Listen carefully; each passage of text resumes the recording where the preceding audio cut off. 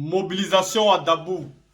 Le ministre Hubert Oulaye est parti présenter le futur maire, Monsieur Wallo. Et vous allez voir dans cette vidéo comment le peuple de Dabou est sorti massivement. Ils se sont mobilisés pour accueillir leur futur maire. Il faut préparer les victoires de 2025. Ça, j'aime voir ça. Parce que quand je vois ce genre de mobilisation, quand je vois l'engouement du peuple, quand je vois l'amour que le peuple porte au candidat que le président Laurent Gbagbo a choisi, je suis très content et j'ai espoir que ces candidats gagneront les mairies. Parce que c'est à travers ces mairies que le président reviendra au pouvoir en 2025. C'est ça qui est la vérité. Ce qui me plaît sur le parti républicain du président Laurent Gbagbo, il faut le préciser, le PPAC est un parti républicain. Un parti qui ne porte pas les armes pour venir au pouvoir. Un parti qui a l'art oratoire. Un parti qui a un programme politique. Un parti qui a un plan pour venir au pouvoir. Un parti qui compte manifester avec la population si on ne respecte pas la loi. Le PPAC est républicain. Il ne porte pas les armes comme Alassane Ouattara l'a fait pendant plus de 20 ans. Juste pour devenir président de la République. Oui, juste pour devenir président, il a niagami tout le pays. Juste pour devenir président de la République, il a armé le nord de la Côte d'Ivoire. Il a monté la tête à certains Burkinabés, monté la tête à certains Maliens, monté la tête à certains Guinéens. Tout simplement pour pouvoir venir au pouvoir. Aujourd'hui, il est au pouvoir et il estime que la réconciliation est établie en Côte d'Ivoire. Le président Laurent Gbagbo vient donc de créer un parti vraiment purement et simplement républicain. Un parti où on ne porte pas les armes.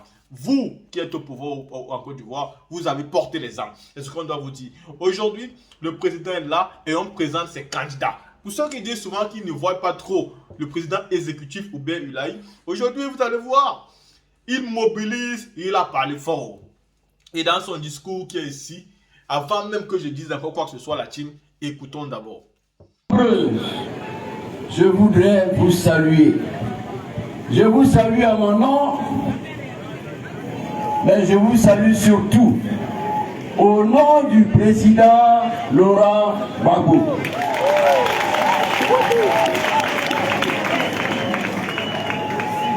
Si je suis ici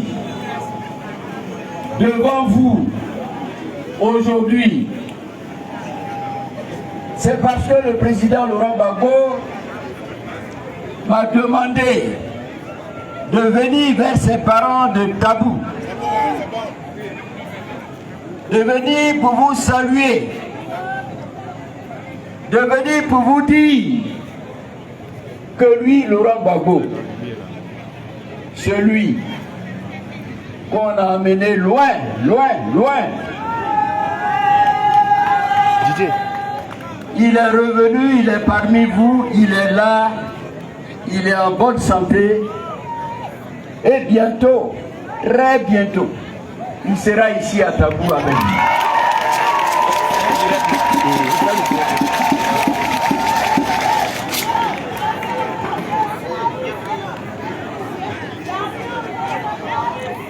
La première chose qu'il m'a demandé de vous dire, c'est le Yako.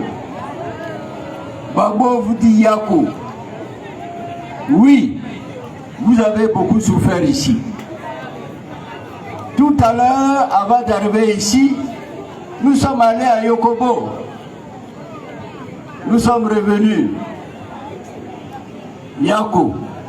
Gbagbo vous dit Yako. Gbagbo vous dit Yako. Dès que Dieu lui donnera le chemin, il viendra ici s'asseoir à côté de vous.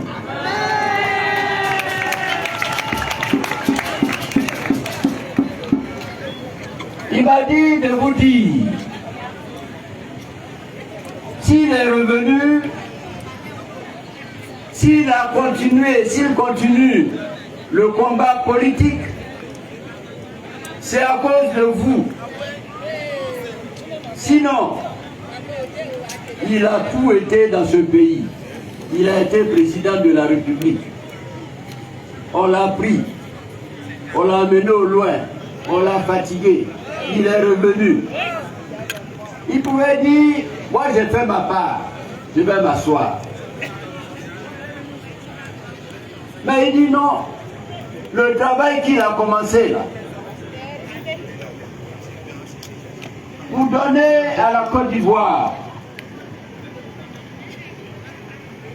la prospérité et non la pauvreté. Pour faire en sorte que nos enfants aillent à l'école gratuitement. Pour faire en sorte que vous soyez soignés gratuitement. Pour faire en sorte que vos enfants aient du travail. Bref, pour faire en sorte que l'Ivoirien soit heureux chez lui, qu'il ne soit pas pauvre. Il est venu continuer ce travail-là.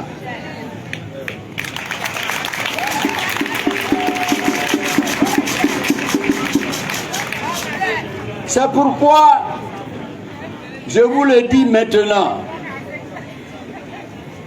En 2025, Laurent Gbagbo sera notre candidat et il va gagner.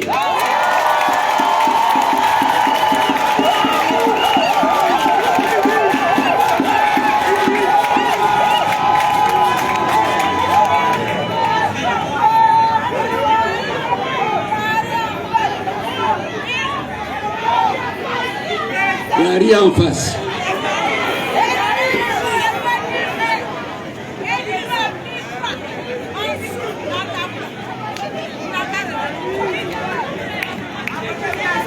C'est pourquoi, chers parents, vous avez appris ces jours-ci, vous avez appris à la télévision, à la radio, sur les réseaux sociaux. On vous a dit, Gbagbo là, on a enlevé son nom sur la liste.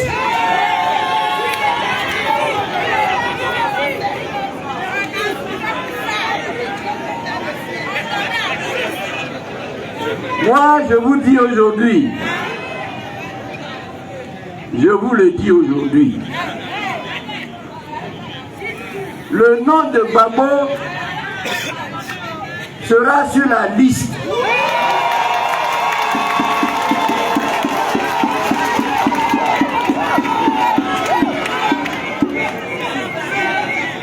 Gbagbo qui a été président de la République de Côte d'Ivoire. Gbagbo qui est né à Gagnoa. Son père c'est un Ivoirien. Sa maman c'est une Ivoirienne. Il est allé à La Haye, à la CPI. On dit c'est lui qui a tué tout le monde. Même ceux qui étaient à Yokomo, là, on dit c'est lui qui les a tués.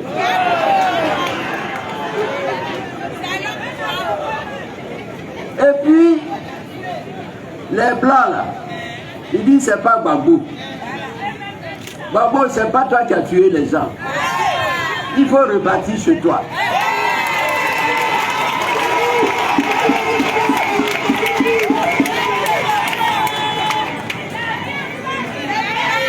Et puis Gbagbo vient chez lui. Gbagbo vient chez lui. Et puis a dit tu n'es pas sur la liste. Que tu allais casser une banque. Vous avez bien regardé Gbagbo. Je ne vais pas aller trop loin. Retenez seulement que Gbagbo sera sur la liste. Il sera notre candidat en 2025 et il va gagner.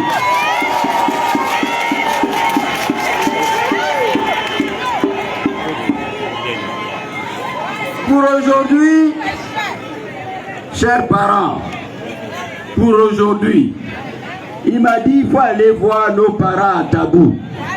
Il faut leur dire Yako. Mais il faut leur dire aussi que si on veut gagner 2025, la commune de Tabou, là, on doit gagner ça déjà en septembre 2023.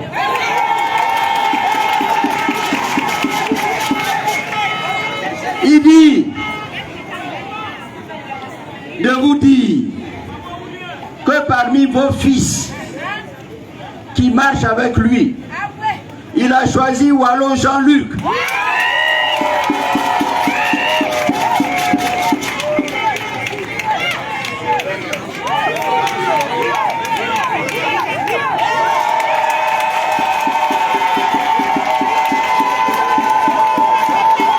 Est-ce qu'il y a quelqu'un devant Wallo?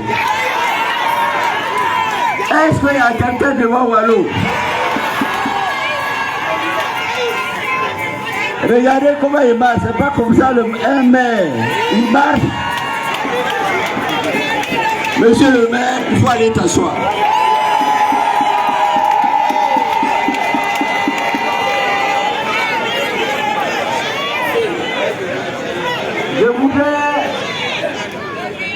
Je voudrais m'adresser à nos chefs. Je voudrais m'adresser ici à toutes les communautés. Pour vous dire que Gbagbo m'a dit de venir vous confier votre fils Wallo pour qu'il soit le maire de Tabou.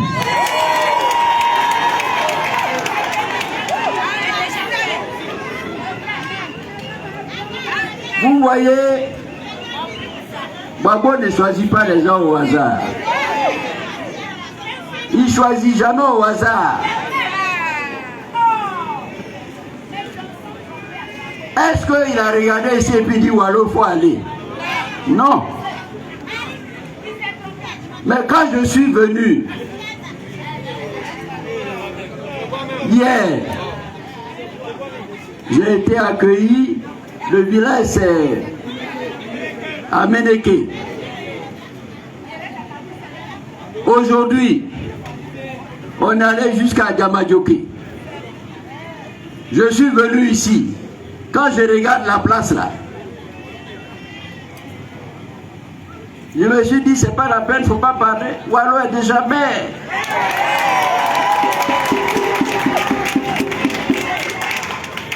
Donc, ce que je peux vous dire, c'est merci.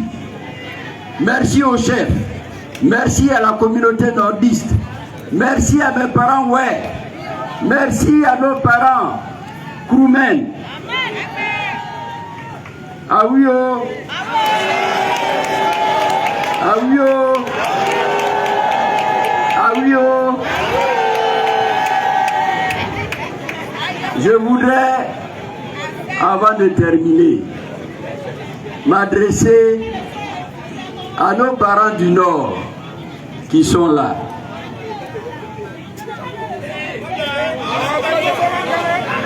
Vous voyez, chers parents,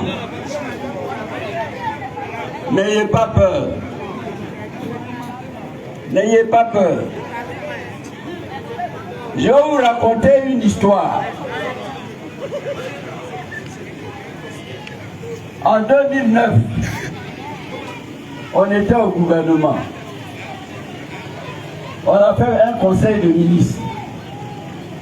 On allait vers les élections. Et puis, vous le connaissez, Cissé Bakongo. Vous connaissez Cissé Bakongo, non? Actuellement, là, il est maire de Koumassi. Il est secrétaire exécutif du RHDP. C'est mon ami. Il est venu, on était au conseil, il était ministre aussi. Il vient, il me dit, ah, Oulaï, moi je suis en train de faire mes bagages, je vais partir aux États-Unis. Je dis, mais tu vas faire quoi là-bas? Il dit, mais bon, nous on sait que vous allez gagner. Que Gbagbo va gagner. On sait. Donc, pour ne pas qu'on m'attrape, je m'en vais. J'ai dit, si c'est. Depuis 2003, là, on est dans le gouvernement ici. Qui t'a menacé? Qui? C'est Gbagbo? Il dit non. J'ai dit, mais tu t'en vas où? Il faut rester. Il est resté. Mais c'est eux qui nous ont fait du mal. Mais ça, c'est rien. Nous, on regarde la Côte d'Ivoire. Vous avez appris que Gbagbo est revenu depuis. Quand il est venu, il a dit quoi? Il a insulté quelqu'un. Il dit qu'il va prendre le fusil. Il n'a pas dit ça. Il dit il est venu, il veut la réconciliation. Parce qu'en Côte d'Ivoire, ici, là, on n'a même pas chassé quelqu'un. La Côte d'Ivoire, c'est un pays béni de Dieu.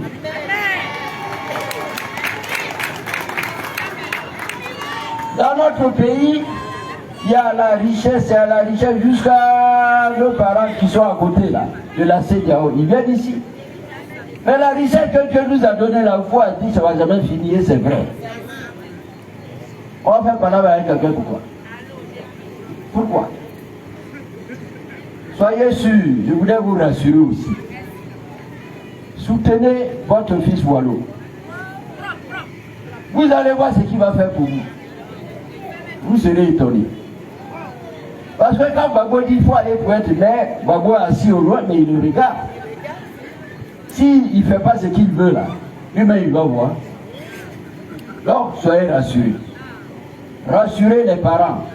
Dites-leur que nous on veut une Côte d'Ivoire unie. Le nord, le sud, l'est, l'ouest, le centre, c'est ça que nous on veut.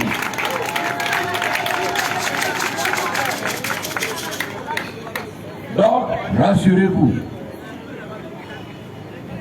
Chef, je voulais terminer par vous pour vous dire, je m'en vais pour dire à Gbagbo ceci. Je suis allé à Tabou et j'ai vu les chefs, j'ai vu toutes les communautés, j'ai vu nos militants, j'ai vu nos parents, Koumen, soulever la main de leur fils Wallo Jean-Luc, qui sera le prochain maire de Tabou.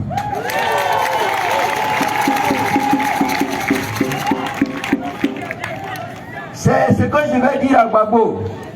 C'est sur vous que je compte. Et je sais que je peux vous faire confiance. Je vous dis d'avance merci. Et félicitations. Parce que vous aurez choisi quelqu'un qui ne vous fera pas honte. Mais qui va vous sortir de la pauvreté.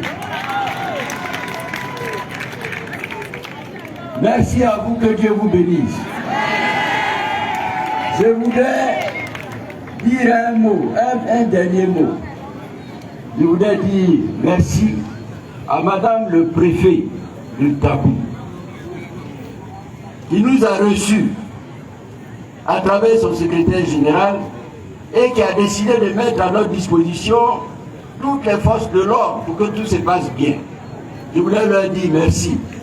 Ils étaient avec nous depuis ce matin, ils sont là, je leur dis merci. Merci à vous. Vous êtes des hommes de la République et nous aussi nous sommes des républicains. Merci à vous. Chef, merci à vous tous. Que Dieu nous bénisse, qu'il bénisse Tabou et qu'il bénisse votre fils Wallo Jean-Luc. Merci d'écouter, je suppose que vous êtes content, vous êtes en joie autant que moi, vous savez. Je n'ai pas l'habitude de manquer les mots, mais quand j'ai tellement de joie, d'émotion à travers une vidéo, je manque les mots pour exprimer ce que je ressens. Personnellement, il faut que Wallo gagne, qu'il soit le futur maire de Tabou. Et je pense qu'il le sera. Parce que le peuple est sorti massivement. Le peuple est heureux, le peuple est content d'avoir ce candidat-là. Le président Laurent Gbagbo a choisi un candidat et le peuple l'a accepté. Le peuple l'a validé. Maintenant, allez donc sur... Ah, moi, je ne comprends pas. Je ne comprends pas. Vraiment, vous devez partir aux élections en comptant sur vos efforts intellectuels, en comptant sur un projet politique, en comptant sur quelque chose de légal. Mais voici des personnes. Quand ils vont aux élections, ils ne comptent sur rien de légal. Tout ce sur quoi ils comptent, ce sont les irrégularités. Ils viennent de remplir les listes électorales avec 2 millions d'irrégularités. Est-ce qu'on peut être plus malhonnête que cela? Et nous demander à nous de ne pas dénoncer, de ne plus parler. C'est une période électorale. Vu qu'en septembre, il y a les élections. Dans cette période électorale, nous allons dénoncer. Des mamans qui accouchent 531 enfants. des papas qui accouchent 247 enfants. Mais j'ai jamais vu des mamans qui accouchent 2 fois le même jour. Ça veut dire, elle accouche dans cet hôpital aujourd'hui à 7 h et le soir, elle accouche dans un autre hôpital là-bas au nord à 20 h. Tout ça se passe sous l'ère Dramane Ouattara. Aucun programme politique de gouvernance, aucun plan, aucune stratégie, tout est basé dans le faux, dans le mensonge, dans l'anarchie. Et vous voulez qu'on vous regarde. Et quand les élections approchent, qu'est-ce que vous faites? Vous armez les micros, vous leur donnez les armes, les machettes, vous leur donnez des cavernes pour qu'ils puissent sortir, couper les têtes et jouer avec comme un ballon. Qui peut supporter un genre de gouvernement pareil? Vous avez légalisé la brutalité. Vous avez légalisé la criminalité. Voici quelqu'un qui est venu au pouvoir, il n'a arrêté aucun rebelle. Je dis bien, il a gouverné avec des rebelles. Il a pris le pouvoir avec des rebelles, il a gouverné avec des rebelles. Et lui aujourd'hui veut imputer le vol de la BCEAO au président Laurent Gbagbo. Non, non, non, non, non, non, vous ne pouvez pas faire ça. Allez aux élections, allez affronter les candidats du PPACI et du PDCI RDA. Vous avez fait des alliances avec Pascal Affi-N'Guessa, vous avez fait des alliances avec M. Charles Blé Goudé, vous avez fait des alliances avec toute l'opposition que vous voulez. Mais le PPACI et le PDCI sont juste deux. Ils ont fait une alliance. Et ces deux-là sont largement suffisants pour en finir avec le RHDP en Côte d'Ivoire. Et c'est ça qui sera fait. 2025, ça sera une autre année. Et une année qui verra un nouveau président à la tête de la Côte d'Ivoire. Et c'est ça mon bonheur. Voilà pourquoi je me battrai au moins jusqu'en 2025 pour que cela arrive. La team, ceci étant dit, dites-moi ce que vous pensez sur la sortie du ministre et le président exécutif du PPACI, le ministre Hubert Oulaye.